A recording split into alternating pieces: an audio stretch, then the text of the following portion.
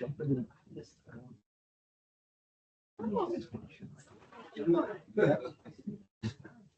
here's morning, everyone. We'll call our September 25th, 2025 meeting to order. This public meeting of the Philadelphia Board of Pensions and Retirement is being conducted in person in the board's conference room on our offices at the 16th floor at 2 Penn Center pursuant to section 21-1503 of the Philadelphia Code. Electronic recording of this meeting will be made through Microsoft Teams conference technology and by an audio recording. Electronic recording will be made available to the public online on the board's website without charge within 10 days. Please note you consent to such recordings by attending, participating, or speaking at such a meeting. Our first order of business today is to adopt our rules of order that we've used for in-person public meetings that are electronically recorded. The purpose is to help ensure an accurate and complete audio and audio-visual recording from the meeting occurs to comply with the code requirements. Motion was made and properly seconded. Any discussion? Hearing none, we'll go to the roll. Brian. Francois. Approved. Stacy. Adam. Approved. Paul. Approved. Andre. Approved. Lily. And Carol. Approved. Unanimously, item 2, approval our meeting minutes from the earlier September meeting. Made and properly seconded. Go to the roll. Brian. Francois. Abstain. Steve. Adam. Abstain. Paul. Approved. Andrew. Lily.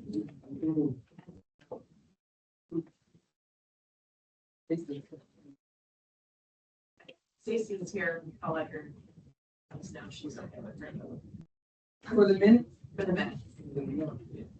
she was in the audience, she wasn't at the table. I'll let Stacy. I wasn't at the table, but I was here at the meeting. Yeah, but she wasn't at the table. No. Okay. She can still go to approve the minutes. No, she can't, but go ahead, y'all go with it. Go ahead, y'all. No, go ahead. After that discussion, the motion carries 6-0 with no abstention. Item 3 is a motion to approve the consideration of 107 pension applications and 41 withdrawal applications. That was made and properly seconded. Hearing no discussion, I'll go to Brian. Approved. Francois. Approved. Stacy. Adam. Abstain. Paul. Approved. Andrea. Willie. Approved. And Carol. Motion carries 7-0 with 1 abstention. Brings us to section 4, case 4A. A motion to approve the service-connected disability benefits for Scott M. Lynch was made and properly seconded. Any discussion on A? Yeah. Yeah.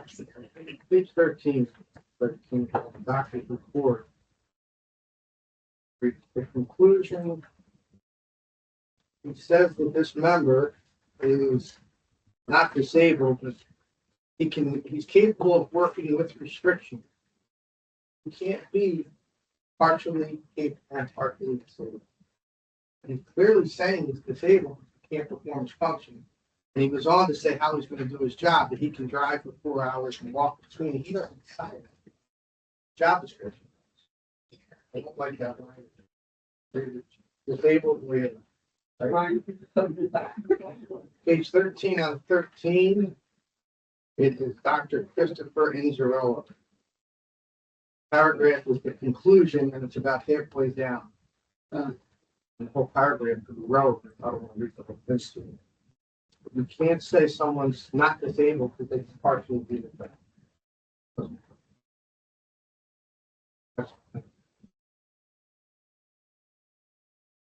Gosh, I don't know. I think the back and forth is reviews that were exciting stuff for clarification. Certainly can. I think Brian. There's another part of it.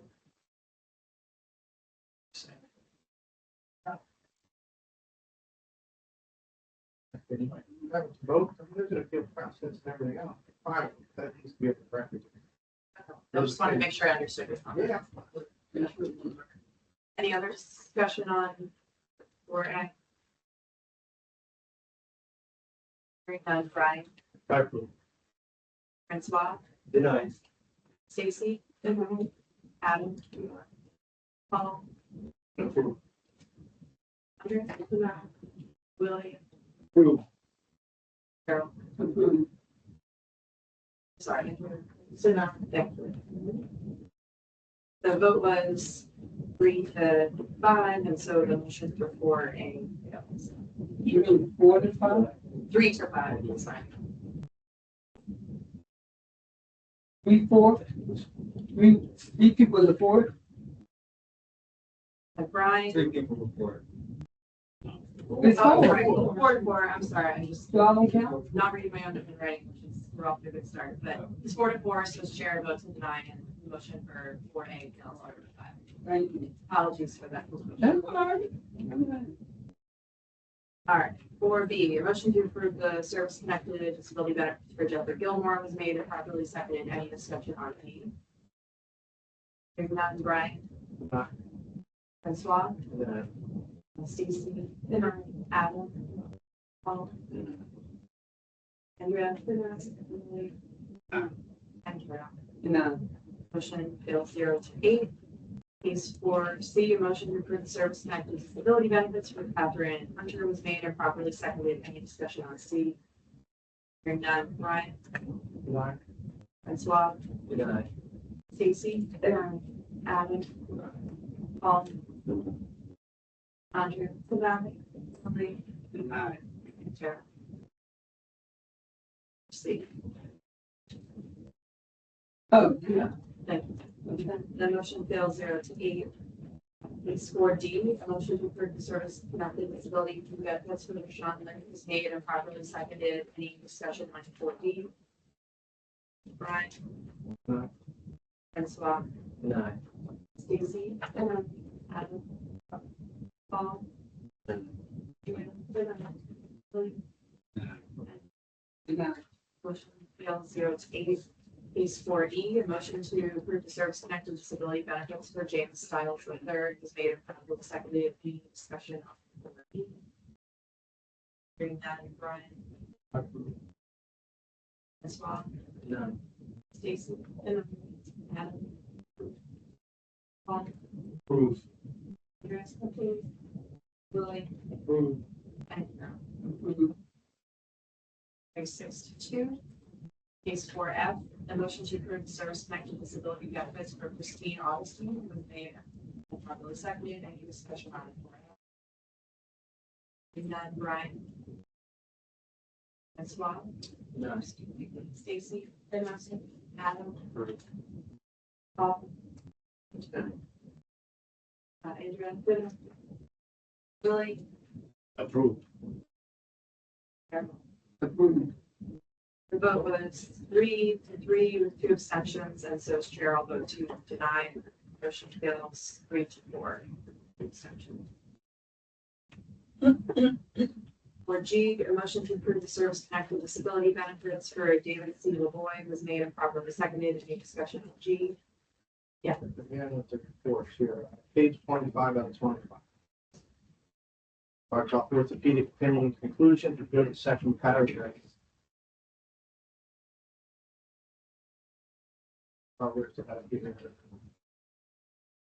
There appears to be an underlying chronic inflammatory process that has not been identified, but is responsible for a significant portion of his disability. So he's saying he's not disabled because of something that hasn't been identified. Makes no sense. You can't identify the problem. You can't then say he's able to work. You know what I'm saying? This language that these doctors are putting in here. He goes on to say that a bunch of tests weren't run and would have been helpful in assessing Mr. LaVoy, but I find that he's not disabled. And the doctor is clearly admitting that it happened full step. Blaming the lack of disability on something that has not been identified. I understand supporting. We can. So I have a question, but so can we I know, can we have a meeting with a friend, you and Josh have a meet with the doctor in the language when they put how they writing the case up? I mean, if it's that he was disabled, well, You're change asking for the language. a reminder on the disability Yes. standard. Thank, yes. They Yes. write the according Yes. to you solely will and not according to this does not. We do that initials, we've already, yeah. Yes, you do a reminder, yes, thank you. And Brian, that was to make sure, you know about Dr. Lessing. Dr. David Lessing.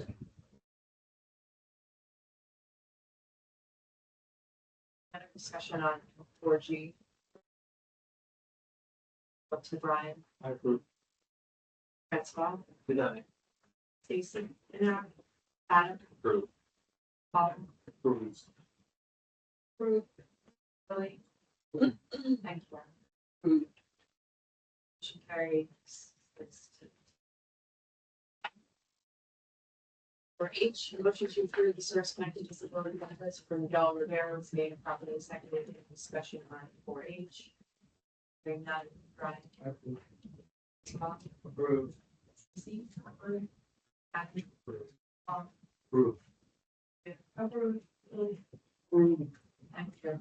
Motion carries unanimously. Case 4I, motion to approve source connected disability benefits for Frederick G. Taylor was made and properly seconded. Any discussion on it? Francois, Deny. Stacy, Approve. Paul, Steve. approved. Billy, Approve. motion carries 6-2. Case 4J, a motion to approve source connected disability benefits for Roberto Acevedo was made and properly seconded. Any discussion on it? Hearing none, Brian. Approve. Small, Approve. Stacy, approved. Adam, Paul, approved. Lily, Approve. motion carries unanimously.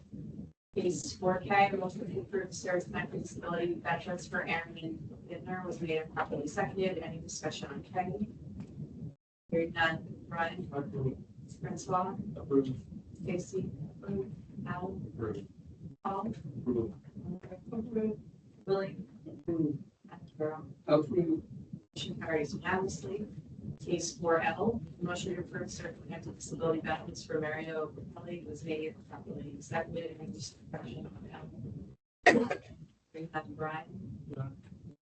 Swap, Deny. Stacy. Paul. Brandon. Willie.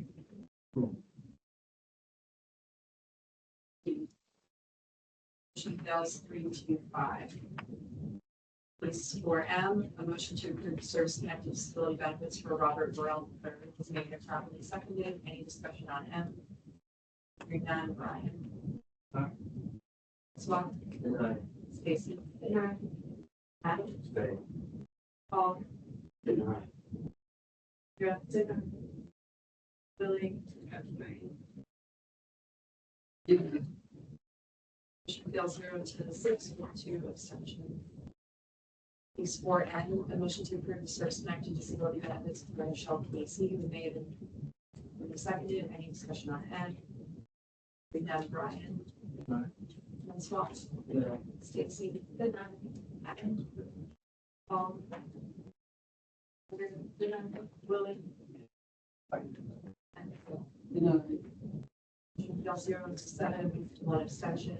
Case 4O, motion to approve service connected disability benefits for Terrence Barrow was made and properly seconded. Any discussion on Phil?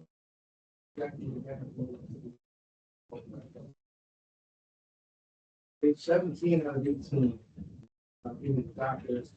Thomas Helbig. Question number 1, the condition is disabled claimant.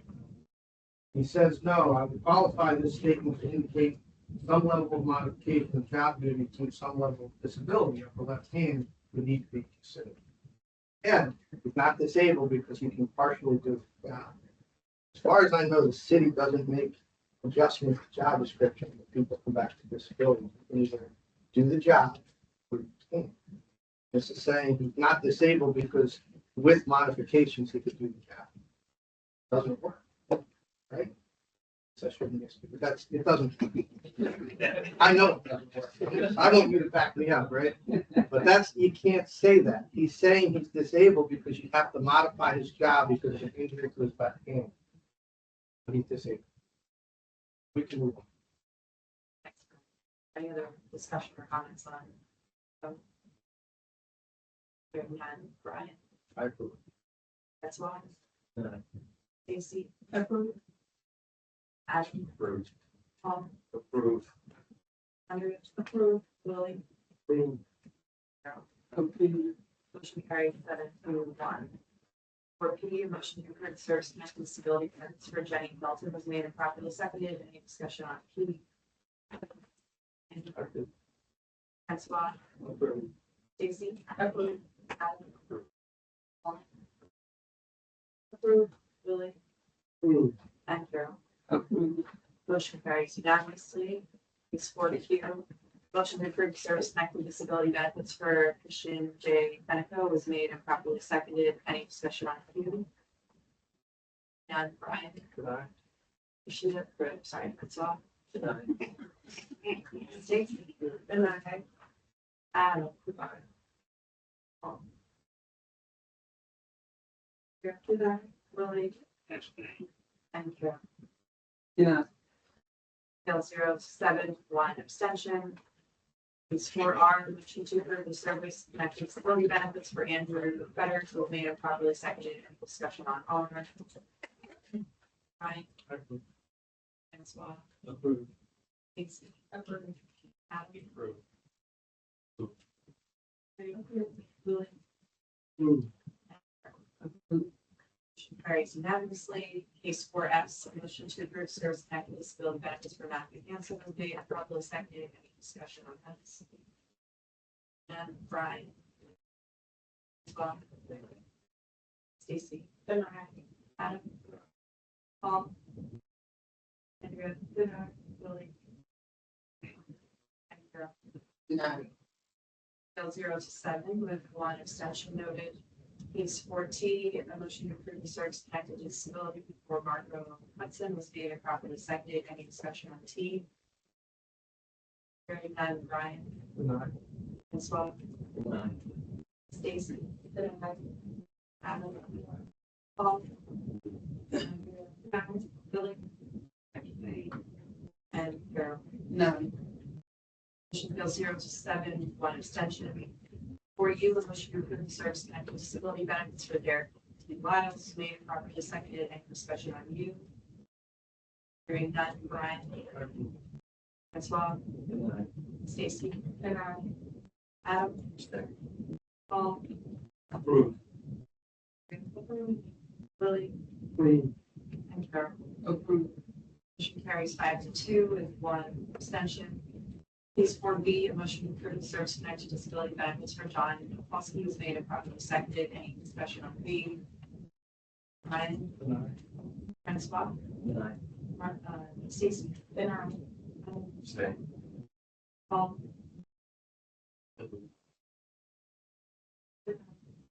Lily, and Carol. Denied. Bill 0-6 with 2 abstentions. Case 4W, a motion to approve the service connected disability benefits for Gerald McPhillips was made and properly seconded. Any discussion? Hearing none. Brian, Francois, Aye. Stacy, Paul, Andrea, Lily, and Carol. Denied. Bill 0-7 with 1 abstention. For X, a motion to approve the service connected disability benefits for Stephen A. Knighton was made and properly seconded. Any discussion on X? Hearing none. Brian, Francois, Aye.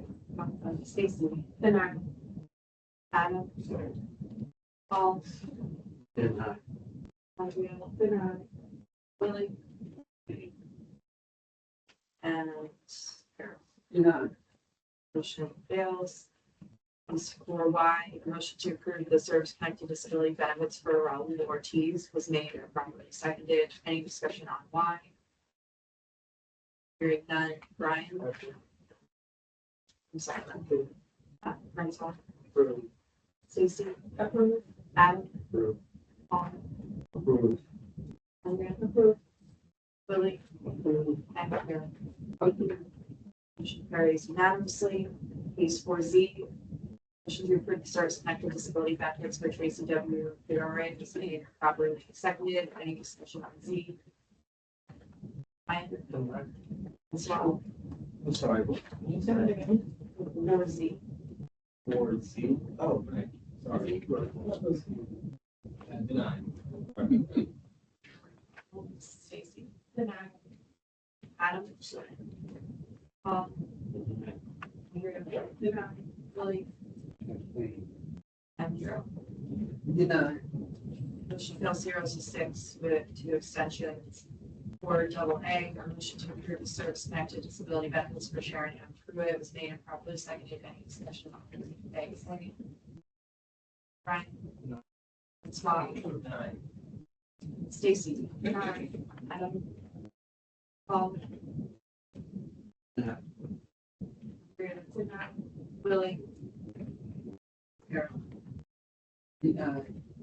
Motion fails 0-7 with 1 abstention. Please for BB, motion to approve the service connected disability benefits for Teresa Rice to be made and properly seconded. Any discussion? Hearing none. Brian? Approved. As well. Approved. Stacy? Approved. Paul? Approved. Approved. Willie? Approved. Carol? Motion carries unanimously.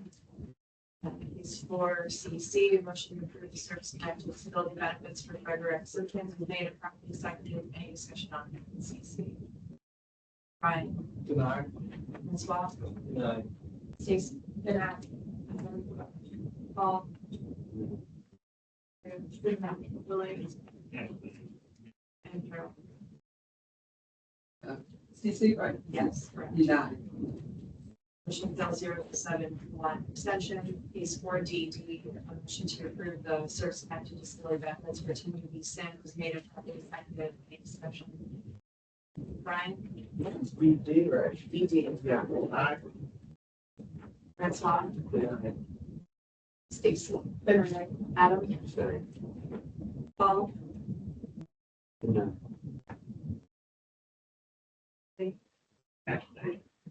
Carol? Deny. Motion fails 0-6 with 2 abstentions. Case 4 double E. Motion to approve the service connected disability benefits for Simone Thompson, was made and properly seconded. Any discussion on E? Yes. On page 40, 41, Dr. David Lessing, whose name we heard of. I disagree with the IME reported in the chart. I feel she is not disabled from her work as a police officer. Some work accommodation may be indicated, but she is not totally disabled. Again, I'm just saying, I know it's beating a dead horse. You can't be most of the police officers.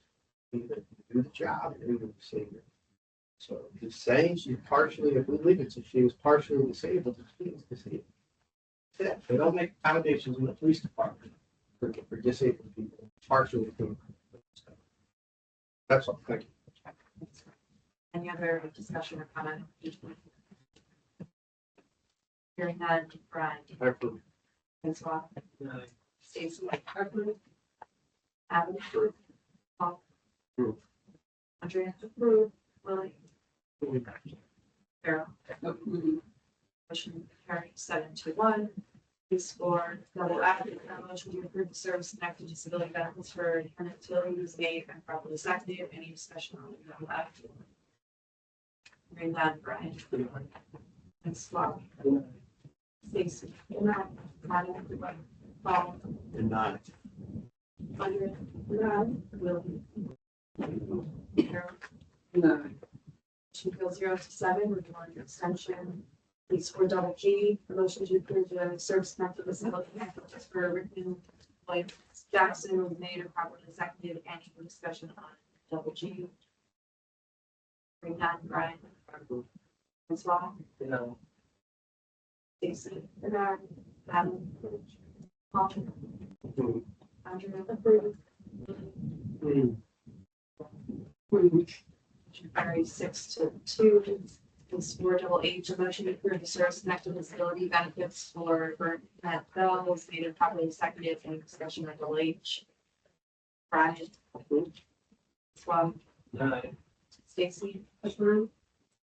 Adam, Paul, Andrea, Willie, and Carol. Approved. Motion carries 7-1. Case 4 a motion to approve the service connection disability benefits for Jesse Blakely was made and Roger seconded. Any discussion on double I? Hearing that, Brian, Approved. Francois, Deny. Stacy, Bernard, Adam, Paul, Andrea, Carol. Motion carries 6-2. Case 4 J, a motion to approve the service connected disability benefits for Ramona Davis, so we made it properly seconded. Any discussion on J? None, Brian, Francois, Deny. Stacy, Adam, Paul, Willie, and Carol. Approved. Motion carries 7-1. Case 4 K, a motion to approve service connected disability benefits for David Lewis was made and properly seconded. Any discussion on K? Brian, Francois, Deny. Stacy, Bernard, Adam, Paul, Deny. Andrea, Willie, and Carol. Denied. Motion failed 0-8. Case 4 L, the motion to approve the service connected disability vouchers for Lewis A. The victim was made and properly seconded. Any discussion on L? Brian, Approved. Francois, Deny. Stacy, Adam, Stay. Paul, Approved. Andrea, Willie, and Carol.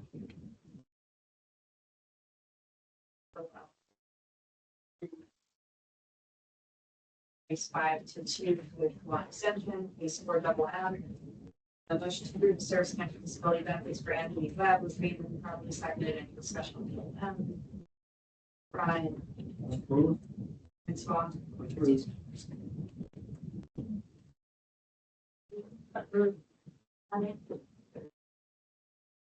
Paul,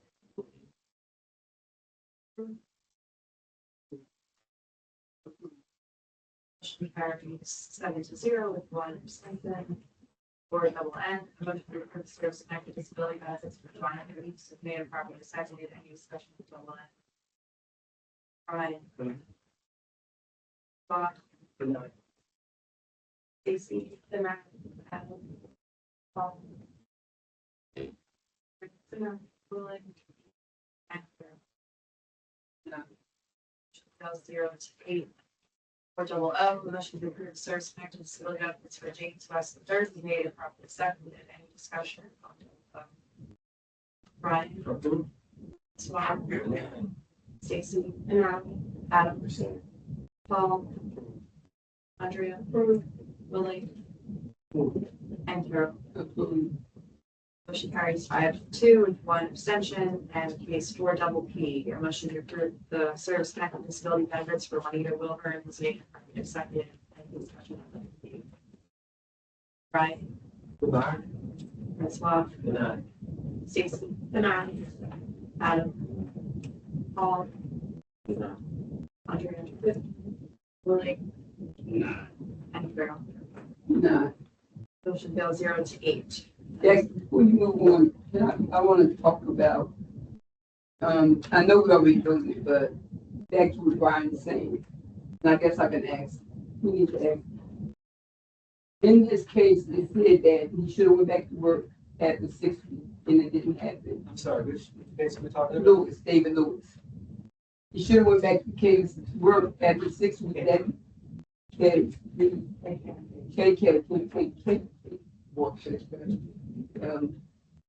and it said, but that didn't happen. Then he should have went back to work after 6 months, but that didn't happen. So I'm asking the reason why he didn't go back to work, because it doesn't say it was because he decided not to. So my question is, did the city provide the secondary employment? Or are we looking into that again, or that's not, and it's not for now because the case has already been denied, but going forward. Because he's not the only case that it was saying just that it happened too quick when he said the case. So if he was, two doctors said the same thing. So if he was able to go back to work after 6 weeks, then who didn't send them or did he reject it? You're asking for clarification on that. Clarification on the report, and then I also want to know if the city doing secondary employment again, because like Brian said, in several cases, they said they could do this partially, but they can't do that. They could do it partially, they couldn't do it wholly. So are we looking into secondary employment again too for some of these people? That's clarity. We'll clarify that there is a civil service regulation for second. Went through a couple of years ago, so we'll give you a long run. But that is, due, however, the outside independent doctors are not doing the option. They No. would just be opining that in their medical opinion, the person could have gone back to them. They would have no interaction whatsoever. I think our doctor said it too, so that's why I'm asking the question. So, but the point is, if outside independent doctor said it, then we need to clear it up because for me, I need to know. Because this is going to move forward. So that's one of the decisions for me. Who decided he should go back to work? Was it him or was it us? And that's how I mean the medical panel, I don't mean us right here today. For risk management, that's what I'm saying. Fran, I just want to clarify one thing, piggybacking onto what Carol's saying. I think Brian may have framed something in a way that was a little alarming to me. All city departments make reasonable accommodations in accordance with the ADA. And if somebody is here, they are either here because the department determined that even with an accommodation, they couldn't do this position, or the employee made that decision. So just, it was alarming to me to hear that. Well, that's a true statement. Right. This has nothing to do with. I This has to do with light duty status. Sure, So I make sure. we have a just- distinction. it was alarming to me. Okay. Carol, we'll get you an answer. Okay, thank you.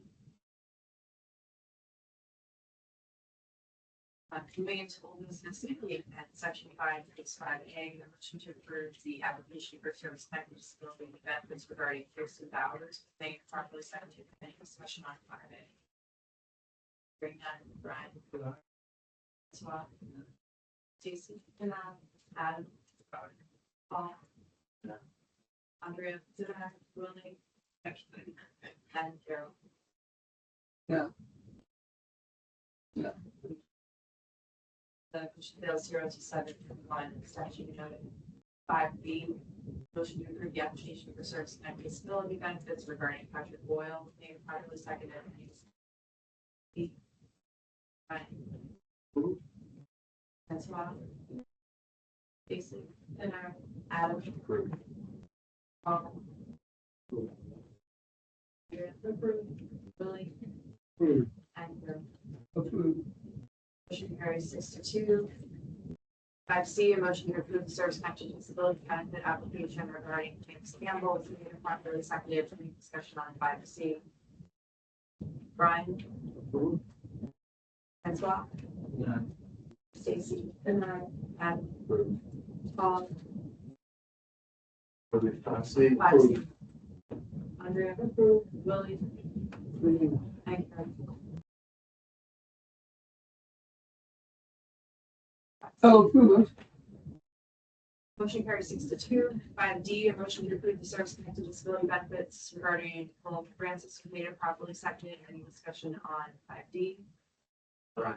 Yes, Paul. I was on the panel for this, and I made a mistake in my decision. Just want to clarify I for want the to clarify that I wanted to change to approve. any other discussion on B? Hearing none, Brian. Francois. Stacy. Adam. Paul. Andrea. Willie. And Kim. Carries 6-2. 5E, a motion to approve the service connected disability benefits for Anthony Menjian, stated properly seconded. Any discussion on E? Hearing none, Brian. Francois. Stacy. Approved. Adam. Paul. Approved. Andrea. Willie. Approved. Andrew. Approved. Motion carries unanimously. 5F, a motion to approve service and disability benefits for Yvette Bradley, made and properly seconded. Any discussion on F? Hearing none, Brian. Approved. Francois. Denied. Stacy. Approved. Adam. Paul. Approved. Andrea. Willie. Approved. Andrew. Approved. Motion carries 5-2 with 1 abstention. 5G, motion to approve the post-active disability benefits for Elizabeth Bernard was made and properly seconded. Any discussion? Hearing none, Brian. Approved. Francois. Denied. Stacy. Adam.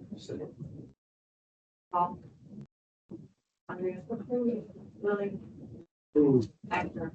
Approved. Motion carries 5-2 with 1 abstention. 5H, a motion to approve the service and disability benefits for Michael Collins was made and properly seconded. Any discussion? H. Brian. Approved. Francois. Denied. Stacy. Bernard. Adam. Paul. Approved. Andrea. Lily. Approved. Edgar. Approved. Motion carries 6-2. And 5I, a motion to approve service and active disability benefits for Josephine Hibbert was made and properly seconded. Any discussion on I? Brian. Francois. Denied. Stacy. Bernard. Adam. Denied. Paul. Denied. Andrea. Really. Carol. No. Fails, and once again, that municipally moves us into new business.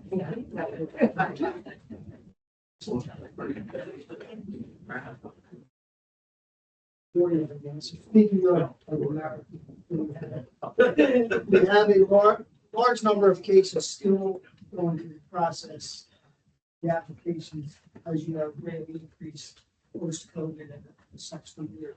However, the last month and a half or so, we've seen a pretty substantial decrease in initial applications. That will, we'll start seeing that down the road. It's somewhat good news. The state audit is, we've submitted all information.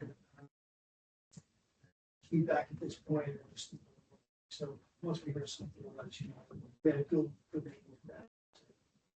No issues so far. The actuarial info has all been submitted, and they'll be working on that in the next month, 2 months.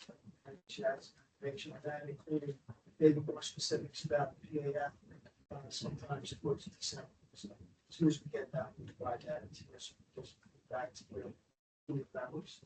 The trustee election, the ballots are being confirmed that were mailed out 9/19 last Friday. Voting closes October 22nd. People have been getting their ballots. I know that just from the feedback that I've been getting. So far, so good. As I said, voting closes October 22nd, and then the vote count subsequent to that, we get to that for since at 10. The questions, concerns, just let Josh know. Just as a side note, really another appreciation to the streets department. The streets department does bulk shredding on location. So they, every Monday we've got a couple guys here, people here from the streets department, assisting us with bulk shredding. They remove the operating documents that are no longer subject to being retained, and make sure bulk shredding. So that's been good. Henry's so Henry, for that. Hopefully, say Henry appreciate it. Thank you. Good job. And then finally, the tech out, talking to you about the improvements in payroll pension system that we're working on. The project that's coming into it to lead the effort with us on that. So I wanted to give the project an opportunity to reintroduce ourselves to many of you, or introduce ourselves to some of you, and then give you an idea of what our shared vision is. Thank you, Fran. I'm going to stand here so I can see all of you. Good morning and thank you for having me here. I think I know a number of you. And I don't know a few of you, but yeah, my introduction. I am Prachi Sathe. I come with 22 years of experience in digital transformations. Out of those, believe me, 5 years were with Citi, between 2017 and 2022. Then I went out and did something for a chemical company in Tennessee. I still lived in Philadelphia, so we never moved from Philadelphia. We love Philly, and that's how but I'm back. The strategic vision of what we're trying to do here is basically establish a system where our member experience is elevated, simplified, and then they get the information easily and accessible.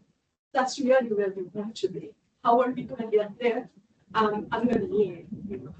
But we are going to reach out to some of the other cities, understand from them what not only cities, but also federal agencies. I know OPS is undergoing some of the retirement system transformation. I will make sure we talk with all of them. I will make sure we talk with the vendors. And thank you for bringing me at the right time, at the time of discovery. I can make the biggest impact actually if you bring me at discovery. If I get the system which is already selected, my hands get tired of that. So I really appreciate you bringing me in early. The plan, what are the next steps? Actually, we are going to start selecting that subcommittee. Fran is helping me selecting support. I think We have one volunteer. Ryan is already volunteered. Thank you for that, Fran. That's only because of you. I like you do it on film. Thank you. Yes. I'd like to have.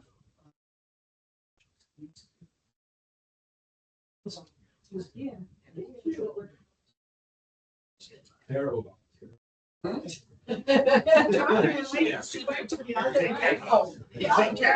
very nice to have you. Yeah. So, all right, Tara, Brian, and control. I really appreciate all of you. I look forward to that. The next steps that we are going to take here is we are going to start setting up some of the meetings with selected cities, we also even counties and OPM. I'm really trying to get in touch with OPM. If any of you have connect there, I would appreciate sending it my way. Then we are going to start interviewing some of the vendors. I'm working with OIT to get our R5 ready. So we are going to start getting all the information together, our business processes documented, and what business process, what kind of employee experience or retired experience we want to have. We are going to design that. Are we going to deploy AI? I would look at yes, at least some of the conversational AI or generative AI, if we could. I have already done that at my last job. I know it can be done. I need OIT's help. I need all of yours. So we can make it more intuitive for the members. And then once we select the system, we know which route we are trying to go, once we decide how the service is going to be delivered, that's where we actually go about the implementation. Let me take pause there and take any questions that you may have. Just a minute on the AI. This will not affect the jobs. The counselors will be counselors instead of accountants. Yes. That's the idea. For the investment counselors, for the other folks to do those things. So the AI is not intended to as a replacement or substitute, saying the individuals. Thank you very much.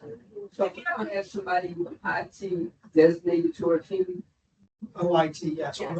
we've already made those connections. okay. To coordinate, and as Prachi, they've alluded to this, the idea is to make sure that our system is compatible, since we're the end user of all the city info with everything the city's doing.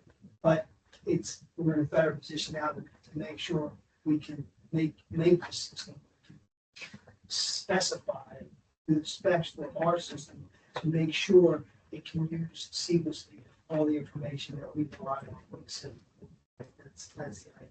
That's the process of being handed something, saying, make this work. That's never a discussion. Chair, on that note, and what we talked to you before my last job, we talked about this. I think there are a lot of lessons to be learned out of the One Philly, meaning the payroll system implementation. And I think one of those lessons Prachi hit on, which is early engagement from different stakeholders. The other thing I would really twist up on that, and I'm sure this is part of the plan, I just want to make sure I say it here for the record. It's going to be really important that early in the process, we have different cohorts of end users through the entire stream have a chance to provide input to test the potential solutions to help the business.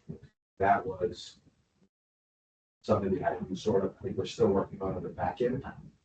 And I think getting that, because those cohorts may have very different needs, use cases, et cetera. So I think it's really including, especially the end users who are the beneficiaries, the pensioners, the retirees, the test.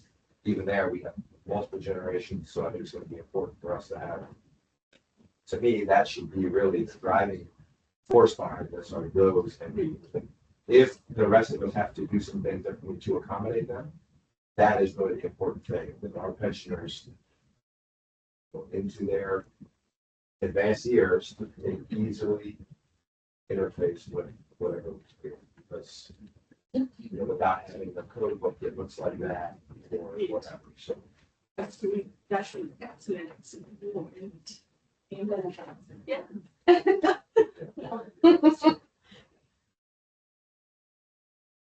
Welcome back. Thank you. Thank you. Any other new business?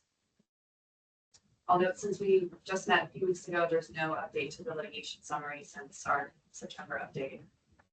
And with that, the motion to adjourn was made and properly seconded, and I'm going to take a break before we jump into PC. And that's the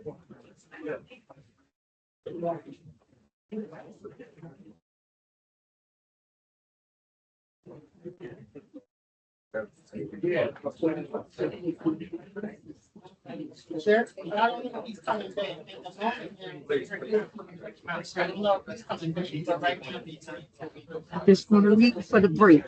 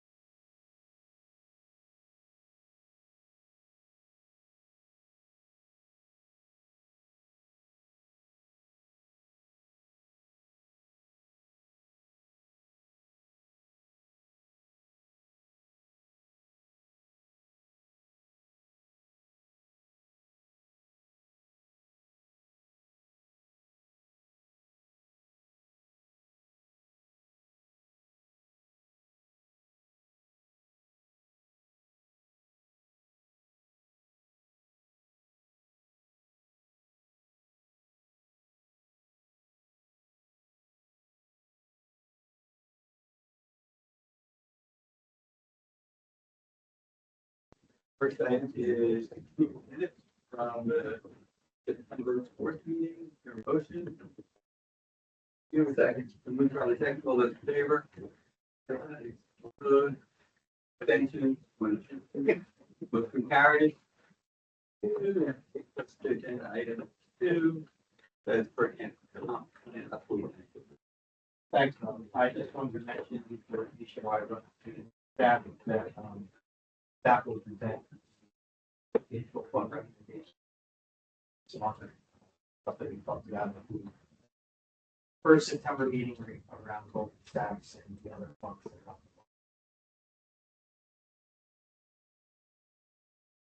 Good morning. The August, first compensation plan as balance was 2,256,317,788 dollars. That's about 1.7% increase since the month of July. Plan participant count is 27,618. That's 103 more than the month of July. Participants contributing actively is 20,781. That's 52 more than July, and new enrollments in August with 177 received. Year to date from January to August, it's around 1,806, which is when you compare it to last year around the same time, it's 23% more above last year's numbers. Yes, of course. So for the 401, and Yep. There was a large jump between July 25 and August 25. Yep. Can you tell us? Sure. So the asset balance in 401 is 7,077,340. 39% increase. That is due to the fact that we received the fiscal year match for 401A. There were 671 new employees. The dollar amount was around 1.8 million. Of that 671 new employees, 97% of those participants were in Plan 16 and 3% in Plan 10. So that's one of the reasons why. How did these employees know how to participate? The fiscal year match, so if they, yeah, once a year. People who are in Plan 16, they participate before 57 plan. Their salaries go baseline. Those contributions are similar to match. They don't have to do it, which is positive. And the back, and go back to the first question, the amount of money comes in annually, usually comes. Yeah. So that's why it's a big increase. So if they're in the 457B and their the salary is capped at 65,000, they don't have to do nothing to be a part of the 401A. If they're a member of Plan 16, they contribute to the 457, even if it's as low as $10 per pay. Their salary is above the cap, then anything going to 457 is subject to the match. So what happens if they're not a member of 457B? They don't get the match. I'm afraid. I'm sorry. Yeah, no, there is no match. So they don't get no match. That's right, and that's why we try to nationwide, HR stress to those folks. That's important to participate with the 457, even if you're close to that baseline, even if it's the minimum of $10 per pay, because then you will be subject. How many employees are eligible to participate?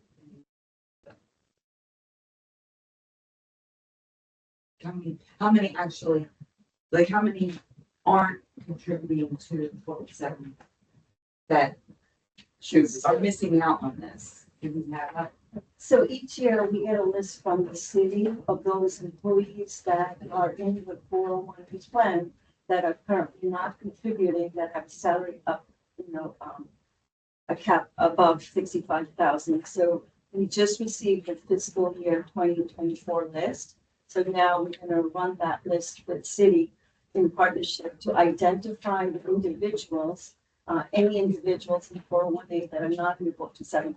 We run this campaign each year to remind those that are not contributing to FERCOM if they're leaving money on the table and they're missing out on that. So this is a partnership. We just got the new list, and now we're gonna scrub that list, work with the city to identify those that are not in deferred compensation. If we get that number, who's eligible to- that aren't contributing. I think you provided that. I think Carol, asked for that maybe a year ago. Marcia did, but I think Marcia did, but, go ahead. Yeah, so I think nationwide should provide that. Once they would. Because I think part of the reason for the ask previously was to help identify those folks, communicate with those folks in the public to participate. So I think the message needs to be, changed, because I think there's a confusion for our people, for the people that's in Plan 16. So we talk about joining the 457 plan, get involved in the second tool of investment, leaving money on the table, but they don't know by not joining the 457, they are not contributing to their pension, so that part of their pension is being left on the table. So they're not being, so that part is not being, so they're just saying, I don't want to do the 457, not knowing that if they don't do the 457, the defined contribution portion of their pension is not being addressed. So either we, the pension board, has to do another message, or deferred comp has to do another message, because I know what the message is delivered at 47, I hear it. And that's not what we're saying. I tell people that they need to open up the 401A separate from the 457. But you're saying they don't have to do nothing for the 401A. They need to do the 457. Well, that message needs to be clearer to me, because that's not what people, or me, myself, is understanding it to be when it comes to Plan 16. So I don't know how we get there. We need to get there. They're an onboarding, and that's coming. We meet with them and we spend a couple hours digging into the weeds on pension and deferred comp. Did that happen for? Well, let me see, for 47, we do it, but the problem is, we have Plan 16, you guys don't. So Plan 16 means if you capped at $65,000, if your annual salary is $65,000, you're capped. So you need to find contribution portion. So if you're not contributing to the 457B, then you're not contributing to that defined contribution portion of your pension. That according to, I don't want to go further about, but according to what Fran is explaining, I say it differently. But that's so the message we're telling them is that join 457, join 457, join 457.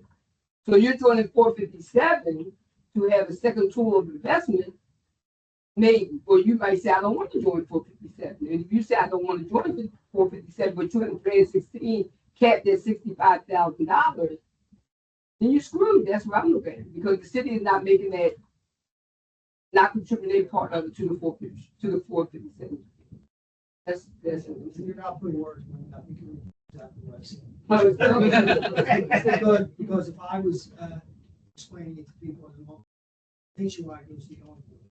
So, but if I was explaining it exactly, I would explain it exactly. It's the importance of, if you're close to the baseline, if you think at any time to any given forward, it's important to participate in the 457, because once you pass that baseline, hit that baseline, those contributions will automatically be subject to the 401A match, which is the hybrid part of your defined benefit, defined contribution. Very important to participate in that. That assists your plan to from plan. That's, you're right, Carol. It's very important. Does Nationwide understand that, or do you need language from us? So that when you present during the onboarding, the message is clear. It is, it's a big part of it. It is. So now that I'm hearing this, because I tell people they have to join the 401A. And so Christy come in and say the same thing, but then the rest of the speech is about the 457. I mean, she tell them about the 401A, but it's not driven down to express the need of people. And like you said, we can reach $65,000 for 47, 33 not so much. So this don't really impact 33. The Plan 16, but not the defined contribution for it. It impacts more 47. So we can reach $65,000 in a minute. Like some people can come in there and the next 2 months, if they get a promotion, they have 65,000. So they define benefit portion is cut off, it stops. So, yeah, it needs to be a different message, especially for 47, because, well, for all people working at a salary, they can go across, like you said, reset in a minute, because that's not the message that's clear to me. So now I do know, I would try to make it clear at the meeting, but also the firm cop has to, they might have to talk more about the, 457 being important to the pension part, as well as being a third tool or third leg of investment. And why they should do We're it. glad to work with them to make sure they understand. Just to be clear, you know this now, is that there is no way to voluntarily join a 401A. Right. 401A is the companion piece to being in the 457 Okay. and being above the baseline if you're in 16. Right. And then it's just called 401A because that's the IRS code. That's our, yeah, I understand. Right. But no one can join that. It's not an affirmative decision. The decision is made by the city, by Nationwide, for those in Plan 16 to meet the baseline and are contributing to the 457. Those 457 contributions will be considered matching contributions for the purpose of Plan 16. That's the best way. But then I guess my question is, will the city employee have 2 separate accounts? There is a separate account. It will show up on the employee's statement. It will show up on the 457, 401A. 401A again representing the employer's contribution, which vests after 5 years. So I guess my question is, so if I join the 457 and I'm at 65,000, but I want to invest in my personal, how do they separate with my personal and with my pension? So it would be invested the same way you set up your 457, but in proportion to what the employer contribution is and what the employee contribution is. Okay. But it'd be the same, I'm going to say 3 mutual funds, they're going to be divided in the same proportion. So this for the record is 47 and city employees, non-uniform city employees, that's probably in Plan 16. They need to have the same message to understand, so, right? Okay. So, And 30. And it's 33 before Although they- it may not apply as much. it may not apply, but, yeah, right, Okay, okay. it's a good question. Chris. And just to be clear, the difference, or majority of the difference between July 25 and August 25 are that, they just hit the income. The To fiscal qualify. year 2024 dollars came in, so yes, there was Okay. 671 That's the big jump. participants that received the match. To those who are already at 16 and waiting, we can't have these in August. So you always see a big jump in the August, September. Okay. That's fine. Yeah, thank you. Philadelphia Parking Authority, 670 participants, 2 enrollments. Philadelphia Housing Development Corporation, no changes. The participant count is 48. The Roth, which is the after-tax contribution balance, is now at 119 million. Participant count in the Roth is 9,780, which is about 158 more than the month of July, with 35% utilization. When we look at the percentage contributions, it continues to go up. It's 3,523 as of August, with 50 more than the month of July. The call volume did drop in the month of August at 2,909. And that's always because July is statement period. It drops down around August. So it's consistent with what we've seen in the past. Online accounts, 22,092 participants. That's 117 more, with 80% of participants having online account access. Happy to answer any questions you may have of me. If not, we're going to ask Matt to do the service summary.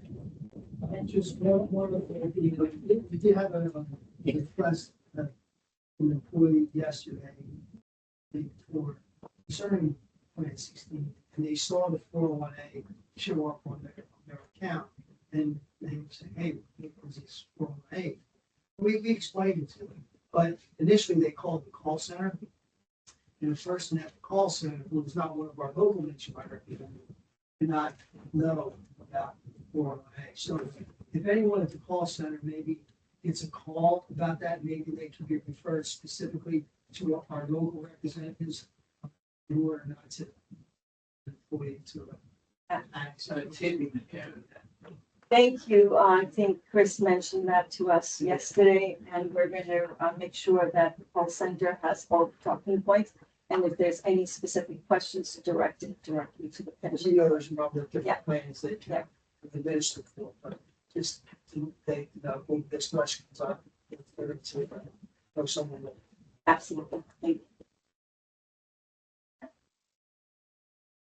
Morning, everybody. An update for August for activities. There were 24 group events and workshops comprised of both virtual and in-person attendees. In total were 414.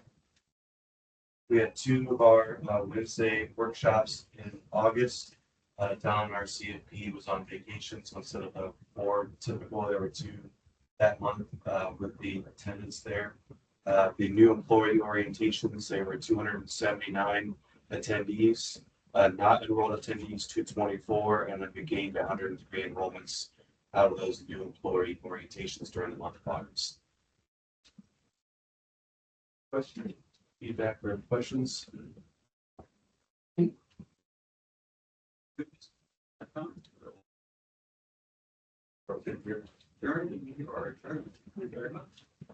We just need to. Anybody wanted to approve of the minutes? Board? Second. Second, all in favor? Quiet, quick. Opposed? One abstention? You're abstaining? I'm in? Yeah. And then 2.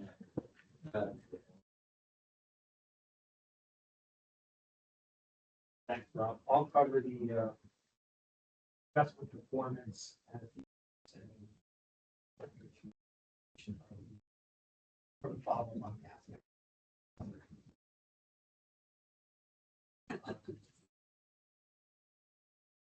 You can see that the plan had a strong month, 2.2% positive on the benchmark.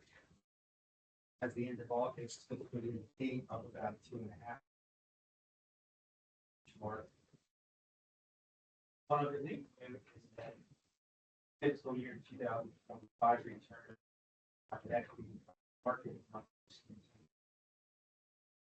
That likely first 5 12% equity. Still don't have all that data, but.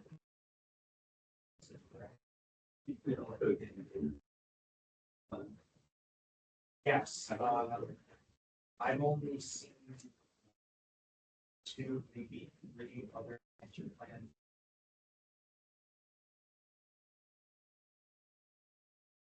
A lot of numbers, and I'm happy to circulate that I have the date much closely.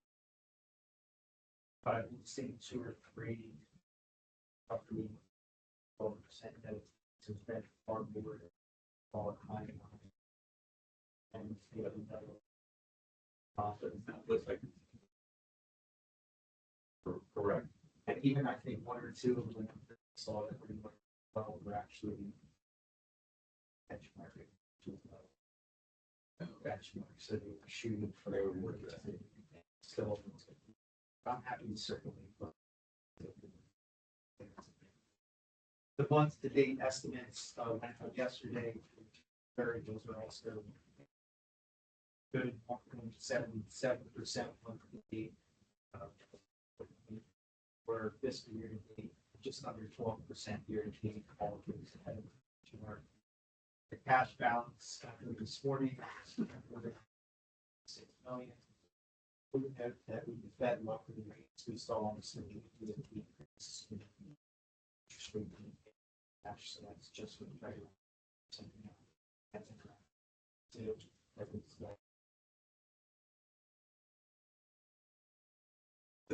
a Still, no, still a good rate for cash, but I do.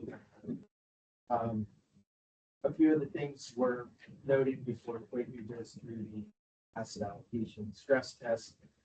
Talking about interest rates, Chairman Powell did say just within the last couple of days that he still views rates as moderately restrictive.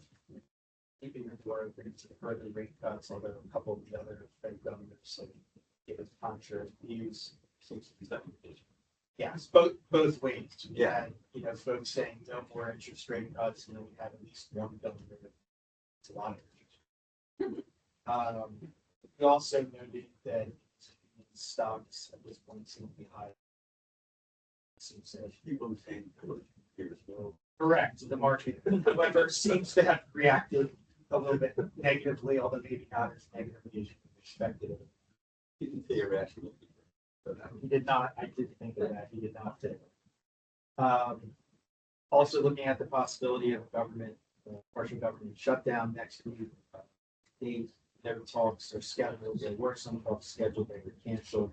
A new kind of thing inserted late last night or this morning is the possibility of mass firings, shutdown. So that Ukraine continues to be a flashpoint with incursions on Russia into NATO airspace, perhaps even Denmark in the last 48 hours. So that continues to be a concern on the policy front. Consumers continue to spend heavily, somewhat surprisingly, but they're increasingly uneasy. We did get some numbers just this morning during the benefits meeting. GDP was revised upwards for the second quarter to 3.8%. That is up about a half a point. That was due to a positive revision in consumer spending. Spending on what's considered long-lasting items, computers, appliances, etc. That also went up almost 3%. It's forecast to be negative 4%, so well ahead of what was expected. At the same time, still have signs, although they're conflicting, but some signs of a weakening labor market. Starbucks announced a bunch of store closures and layoffs this morning. We have senators, both parties questioning big tech companies, the H-1B visa situation as well as layoffs. But then jobless claims this morning. So again, a little bit of the real numbers will come soon. But so again, that's some conflicting data, and then again also conflicting in some sense of the sequel. So again, all of that led to the numbers we see this morning and the estimates yesterday. We will go through the memo on McKinsey next month, and there's been understandable questions and concerns about their recent performance. All the other managers that I think continue, even if they had a couple of them some short-term underperformance, their longer-term numbers are still very strong. We will be in a position in the next meeting or two to bring local vol recommendations to the board, which I think is quite good at least. And all in all, continued strong month for the plan. We will see updated real estate numbers next month with UBS and Clarion. And then lastly, just wanted to note that 1, 2, 3 opportunistic fixed income managers, Apollo, we got the last payment from them a few days ago, mercifully. So they will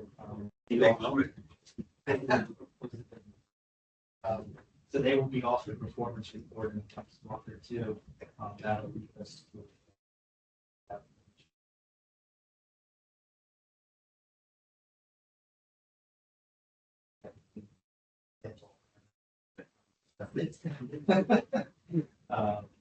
It's the investors market. Right.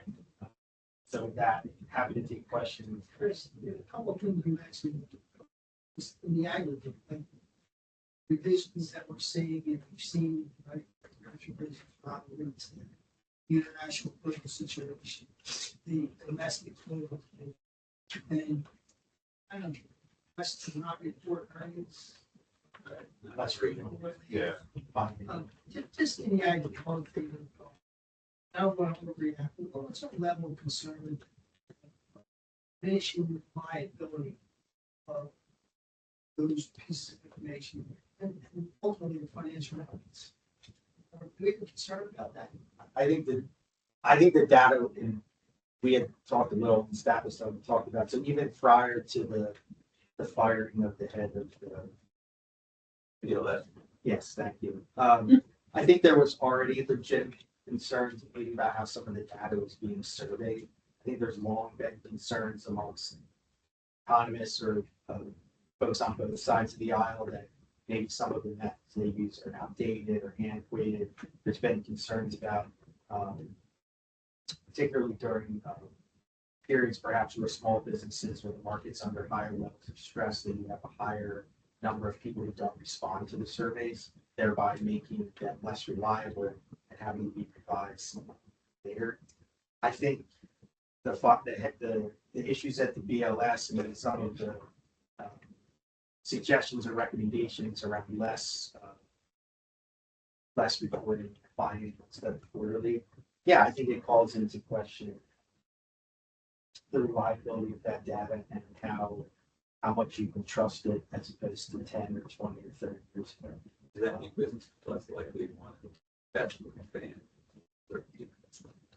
I think maybe to a point, I think other issues are probably a bigger concern. Just the kind of, regardless of what your views are, whether it's tariffs or H-1B visas or any of the other things, just kind of what I'll call the erratic nature of how certain things are rolled out. There was a lot, and I'm sure most of you and all of you read kind of the panic that ensued amongst a lot of the companies and individuals around the H-1B when folks weren't even sure they were going to be able to get back into the country because it was initially announced that it was going to apply to everyone who was existing. Then while folks are literally on planes back from Asia or India or overseas, the announcement is literally, no, it's only going to apply to new folks.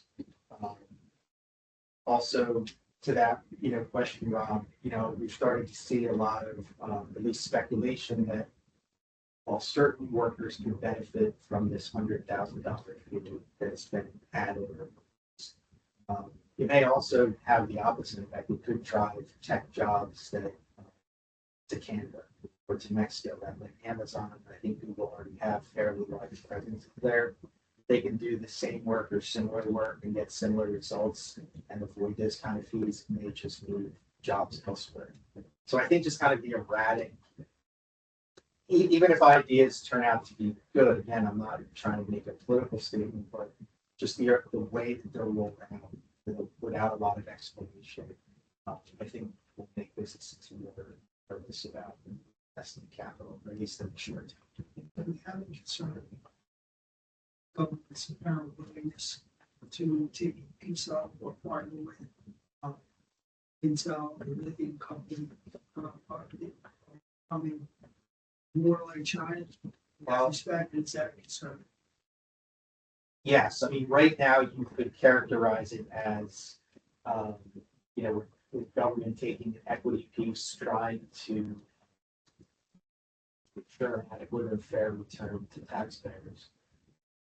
I see a couple issues though, potentially now in the longer term. One, you're seeing the government in some cases get really strong like veto or oversight rights. So with the U.S. Steel, they have what's called the golden chair, where they can essentially veto just about anything that the company wants to do. We've already seen them do that just in the last couple of days. I think the steel company announced they were going to close a plant in Indiana or Illinois. And within like 24, 48 hours, the treasury or the governor said, no, you're not. And so now that is it also, I think it makes it easier once you do this for future presidents, future administrations, even those with perhaps very different economic policies or ideas, to say, well, if this process was started under a Republican president, we have state-run capitalism. why isn't it okay? Why isn't it the other? So I do think there's a danger of things to be concerned about there. It's not done in a really careful, thoughtful way. Yeah, you could see some issues down the line.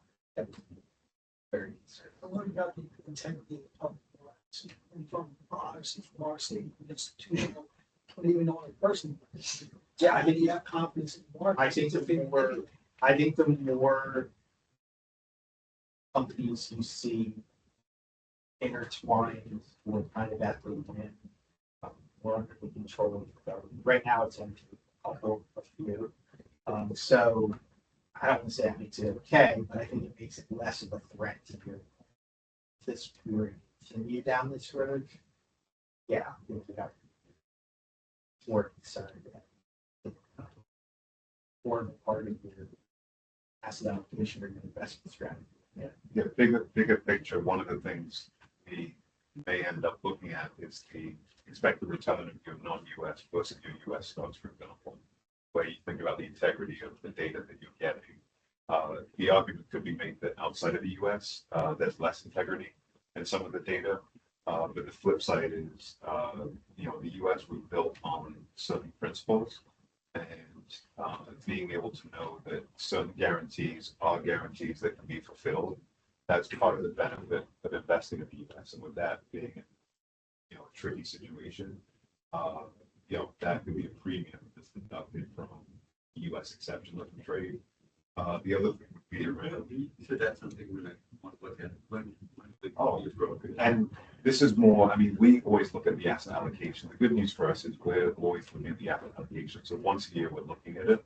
So within the next 12 months, having that discussion makes a lot of sense. But I don't think, and this is just me in isolation, because I still cling on to common sense and numbers and things making sense. But I don't think in the next 12 months, anything would have happened to have tilted where we're weighted right now. But let's talk about the next cycle. So the next 3-5 years, all of a sudden have these changes. The H-1B visas, for example, one of the attractions of the US is we can attract the best minds, right? Now there's competition. Canada, other countries are just going to have the folks that don't want to come to the US. So it will take a couple of years for these things to essentially play out. And even though we're looking at the asset allocation on an annual basis, we wouldn't anticipate making a huge change, let's say in the next 12 months. The next 36 months, it could be a different discussion because all of a sudden we have enough data, we have enough to hang our hats on to say that this has been the direct impact. The other thing to mention here is, to use Chris's term, the erratic nature of things. So things are announced and then they're suddenly reverted back. There's a 180 because economically it's just not the sensible thing to do. So while these things are being rolled out and kind of thrown against the wall, it's a question of, do these things actually stick? Because at the end of the day, the cost of the US, right? There's a reason why we deindustrialized, and that's a reason why certain jobs went outside of the US. So the fact that we're trying to rewrite history a little bit and make the numbers work, it may not be something that this administration actually fulfills, but it's something nice to say and it's something that's nice to have. The other thing I'll mention here is when we think about our asset allocation and our approach, we've always trended towards more sensible areas of the market. So I don't want to say we're boring, but we want to be as repeatable and predictable as possible. So when we think about these left tail events and the uncertainty, we go back to kind of whether it's on the private markets, going in the less efficient areas of the market that are more insulated from these types of discussions. The managers we have in the lineup, you're going to see that many of these are quality tilted. So when we think about the importance of numbers, maybe it is the time for your value, your quality, and your less momentum opportunistic managers to finally shine. So at the end of the day, I didn't say it, but at the end of the day, there are Chris things doesn't that- count because Chris said. Is There there are a things- category you think that fits into that very well? Whoa. No, but at the end of the day, back to the asset allocation. So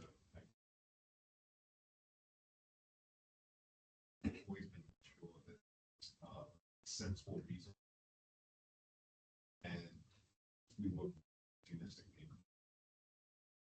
about some of the things that if it's erosion and quality went today, then the portfolio within the asset allocation actually will, it's a good segue to the asset allocation.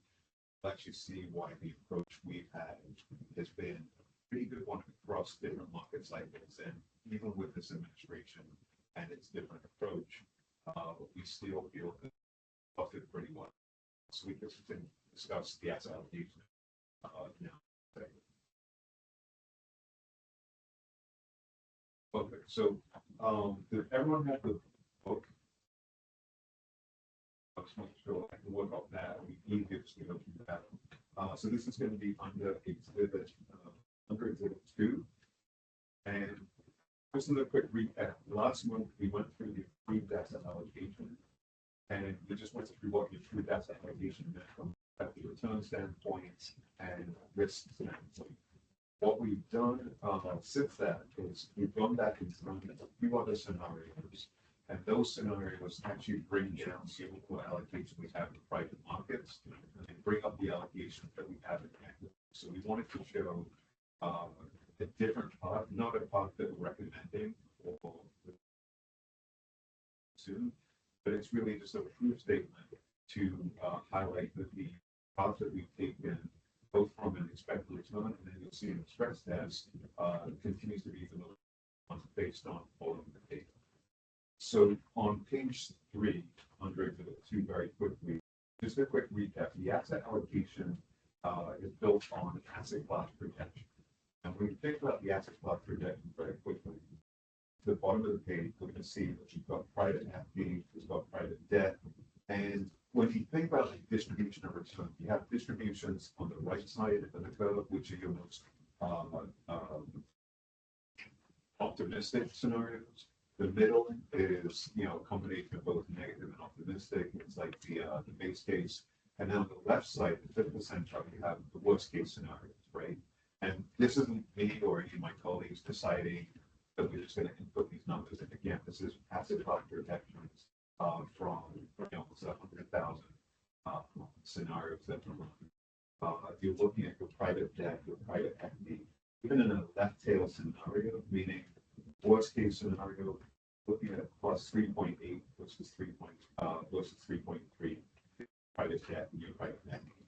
In comparison, we think about other asset classes, it's not equity, the US equity, these are all areas that end up going negative. So even from an assumption standpoint, we see that the private markets, there's real affirmation by the number of the private markets make sense from a diagnostic standpoint. That's in the worst case scenario. Turning to page 4, really quickly. The current allocation is where we do it as of 6:30. Option A is the approved asset allocation that we've been transitioning into steadily since 2023. Why is it taking a little longer? Fixed income and interest rates. We had the Fed in this, very interesting position of raising interest rates tremendously in 2023, in 2022, a little bit in 2023. Rates go up, that causes volatility in fixed income. Cash, however, was yielding quite a bit, so cash was really used as a substitute for fixed income. So we've been transitioning to the approved asset allocation. Charles, what happened is that the return was so high that was increasing. Yes. So, yeah, so it's harder to get down. Yes. Yes. Something, the equities were going up so much that by extension, they sort of Yeah. parts of your portfolio. At least number. Basically, I'll go back to those 3. Yep. Just wanted to cross reference our returns over 10-year period. Net of fees, private asset composite 13.9%, 10 years, right? So that would put us somewhere between the 75th and 90% Yeah. for our private equity. Yes. So why would we ever want to do that? We wouldn't want to. At this stage, just given all that we have to reactivate, all that we have to accomplish in terms of getting the target rate return, That's something that we would have waiting for right now. I think, 5, 10 years from now, it'll be a completely different discussion as targets are hit. And we perhaps not as aggressive or consistent in deploying capital. But right now, the numbers point to the fact that private markets have really helped us get to the position we're at. So equity has been helpful. The years like 2022, where fixed income and equity sold off, in private markets, as well as real assets, really helpful. Yeah, we're between 80%. That's not the Yes, exactly. Yes. good work, but we scan. Thank you. I asked a question about your scenarios here, especially given one, the current wave of market being so heavily into tech and AI. Right. On that side, not having a scenario for the dot-com, like what the dot-com bust did to portfolios. And then the other one would be having such like a look towards international markets. What did the Asian currency crisis in '97 have to do? How would those kind of things impact our finding? Perfect. So we'll actually get to that in the stress test momentarily. Perfect. And what we'll see, the quick takeaway from the stress test, basically this. The private market allocations have been helpful in stress environments.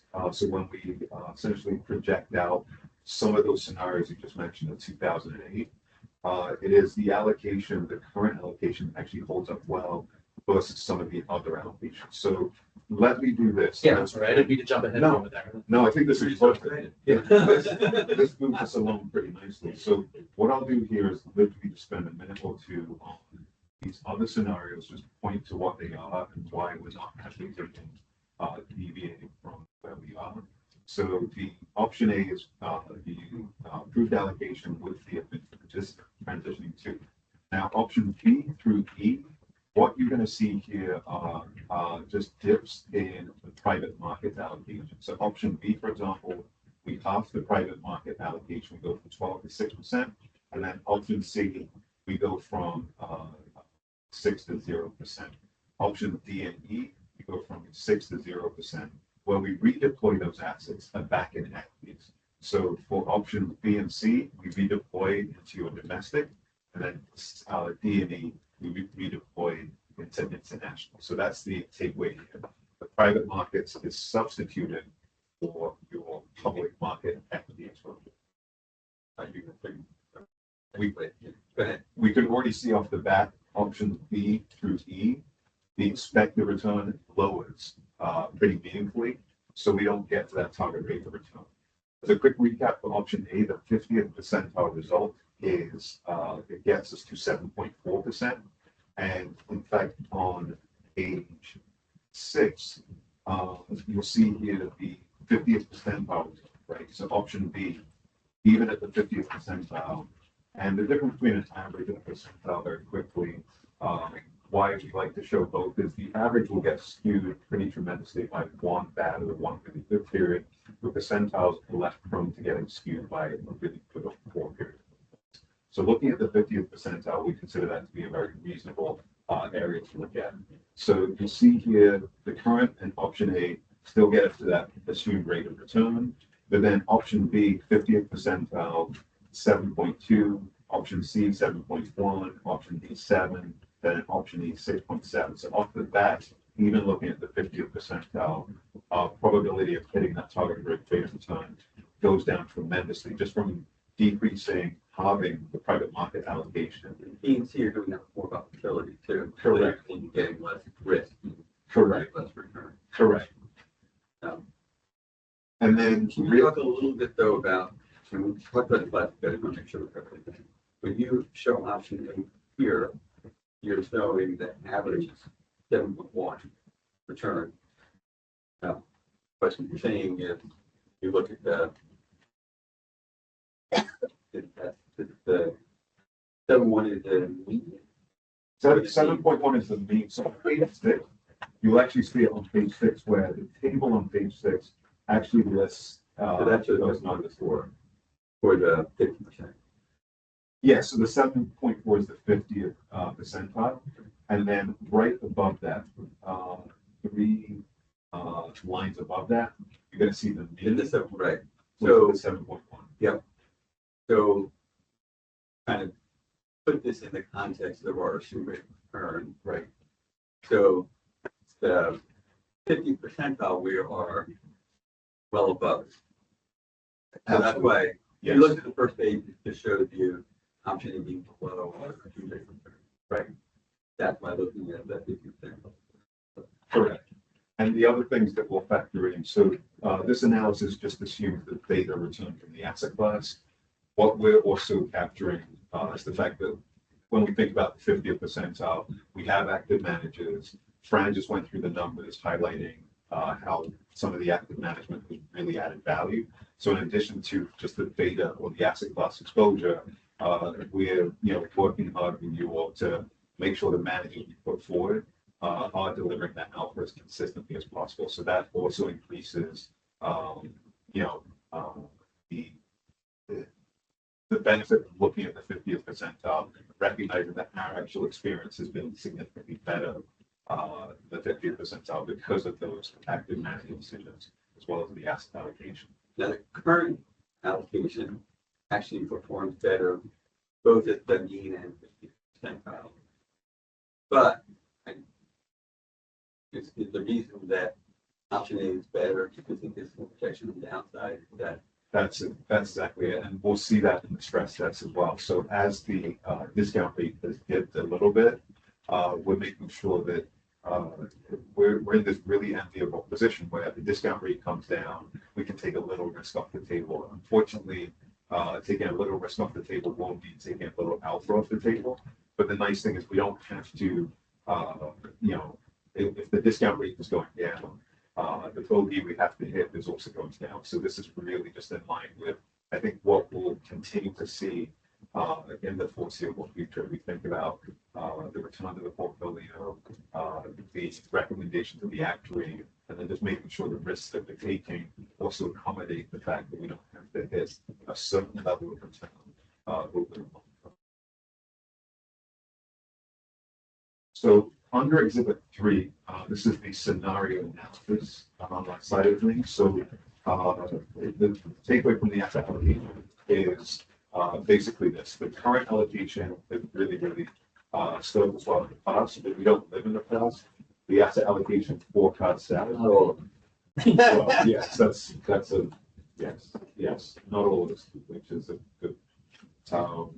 But the asset allocation still forecasts out for the future. So everything is based on future assumptions. The other guardrail for us is we consistently look at the asset allocation, whether it's the monthly meetings, where we're giving updates, we're talking about which segments help lead to which protect on the downside. We're formally reviewing the asset allocation at least once a year. So all of that also allows us to get comfortable with the fact that we're not just throwing something up on the wall and then just leaving it for the next 10 years. We continue to prove statement what the projections and what the reality of the markets essentially bringing to us. So with these stress tests, what we're doing here is taking different scenarios that have happened in the marketplace, as well as hypothetical scenarios, and getting a sense of how the portfolio should behave. The other thing we've done over the years is we've stress tested the portfolio, and then during the annual review, we'll actually see whether the portfolio behavior has been in line with the stress test. So again, we're not just taking these assumptions and just leaving them. We do actually, again, kick the tires on the portfolio and establish whether the portfolio is living up to this analysis that we're doing. So you'll see here in terms of the historical scenarios, the 2008 financial crisis is one, the debt ceiling crisis, interest rate spikes. And at the end of the day, these are huge shocks to the market that lead to humongous sellings, right? Whether it's your equities, your fixed income, there's a huge shock ripple effect throughout any portfolio.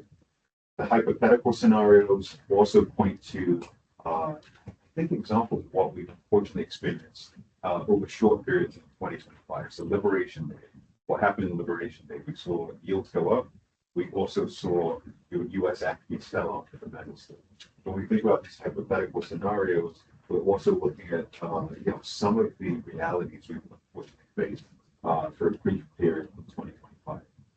So turning to page 5 really quickly, the takeaway here is these are all awful scenarios, right? So these are scenarios where we go into very exaggerated periods of 1 year, 2 year, 3 years. We don't expect these stress environments to continue for that long because one thing that we can rest our hats on is some degree of government intervention or mean reversion or changes in consumer behavior, right? So these are the most extreme stress scenarios that we can think of. So the numbers here, we don't expect to get these, but in the event that we keep on getting surprised and they every single time use or read something, in the event that we go through an extended period of chaos in the markets, this just gives you a sense of how the portfolio could behave.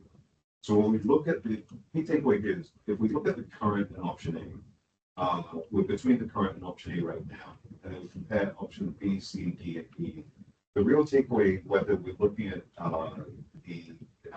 there's one scenario where the equity market drops.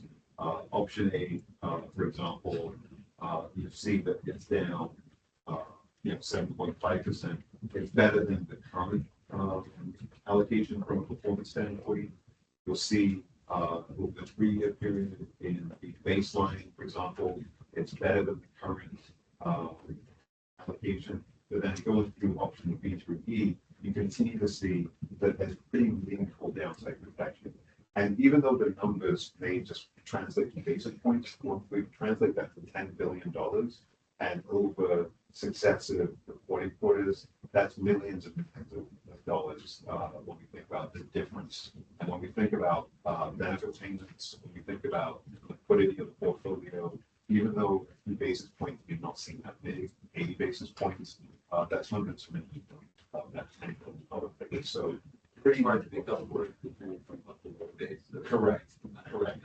Yeah, returns are, when we think about returns, they're non-symmetrical in the sense of you have $10, you lose $5, you have to get back to 10, right? You've lost 50%, but to get back to your starting point, you have to gain 100%, right? That's a non-symmetrical nature of losses. So at the end of the day, to that point, losing a little bit less means that we don't have to put more on the portfolio. So that's also what this stress test is really pointing to. So as we think about, let's jump to another couple of scenarios. Page 6, page 7, for example, page 8, page 9, we continue to see that the private market allocation, the key takeaway is by auditing private markets, you're looking at significantly less downside protection. If you go to minimal private markets, we're looking at less in the way of downside protection. It really just dovetails nicely into this is what private markets has helped us within the portfolio, and these are what the numbers are projecting. If we increase how much we have in equities, we're also seeing across all of the scenarios that increase in equities does not offset the rebalance away from private markets. So really the stress tests, I think, continue to reinforce the fact that the current scenario that we have, given the target rate of return that we are expected to achieve, given the levels of risk that we're comfortable with, the current allocation continues to be really backed up by these numbers. So whether it's a year like 2008, whether it's a year like an extension of the Liberation Day, where Liberation Day happens and yields go up, the dollar depreciates, and the equity market sells off, that's not very liberating, right? If you're a U.S. Liberating your dollars. Yes, exactly. It's liberating your retirement but at the end of the day, this portfolio structure, and we actually lived through it, even though it was a short period of time, this portfolio structure has been elastic enough to absorb some of that blow. But then when the markets rebounded, it has not been, as we saw with Chris was making a comment about Apollo, just getting the last piece of money from Apollo. It's not been this academic portfolio where in theory it could have worked and it didn't. And now everything's dislocated. What we have seen pretty consistently when the market does throw something in this portfolio, we have been able to, again, withstand a lot of the pressure. we don't know what's coming down the horizon, but with all the data, all the analysis available to us, it really does again double down on the path that we're already on. It clearly shows here if we limit, if not eliminate private markets, that would not be the best thing for us because we have to think about both upside and downside. And then ultimately, if we think about the actual realized returns of the plan, the actual realized return of the plan through the active managers and the private markets is really, I think, lived an experience that's weathered through some of these scenarios pretty nicely. Any other questions?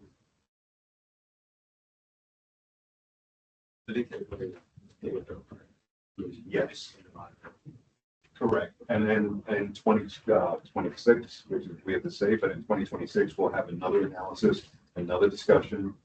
If for any reason, which we don't anticipate, we have to make tilts in the portfolio, that would be the point where we discuss that, we go through your risk tolerance of the pros and cons, but right now we continue to say the statement course and it's backed by the numbers.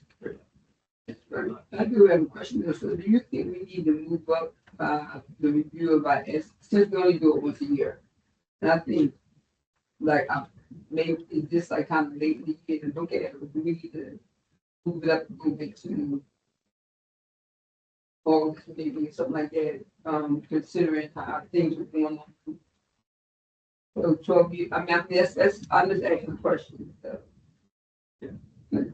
I think 3Q has always been, I think, a good point, and the reason for that is at the beginning of the year, it's kind of like, the beginning of the year, like for like 20 years, I'm going to lose weight, I'm going to do stuff, and then by the summer, I haven't done it. I haven't done it, but by 3Q, typically you've seen how the year's going to be, you see how things are shaping out, and there's less speculation. So I do think that time frame, August, September, I think it works well for us because we always have the prior year in our rearview mirror. We've also seen how things have unfolded. And then the good news is we are always on that monthly basis, whether it's the weekly updates where the numbers, we get us into the numbers and it's like, why isn't this performing how it should? These are always opportunities to add another discussion or have another session, but we can definitely be flexible around adding another session or discussion and then keeping that August 3Q time frame just to allow the year to kind of develop a little bit.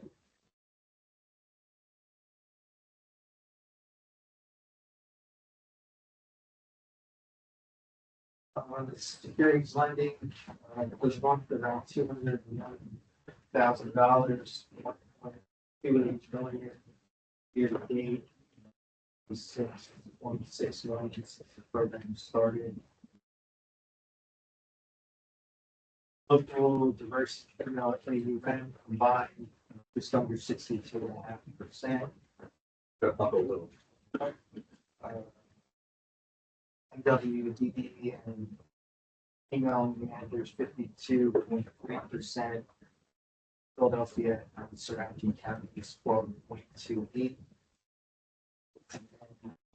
The next meeting scheduled for October 23rd, we do have 2 private market manager presentations. Then the final of the year, December 3rd, and then January 2nd, 2026. You got October 23rd.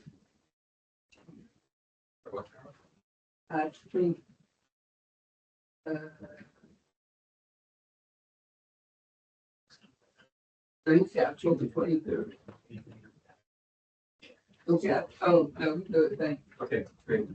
Any for that committee?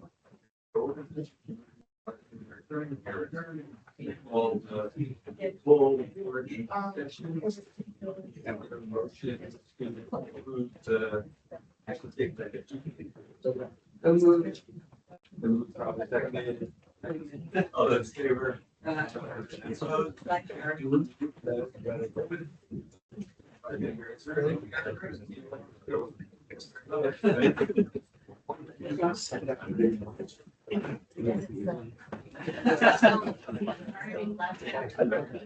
You might.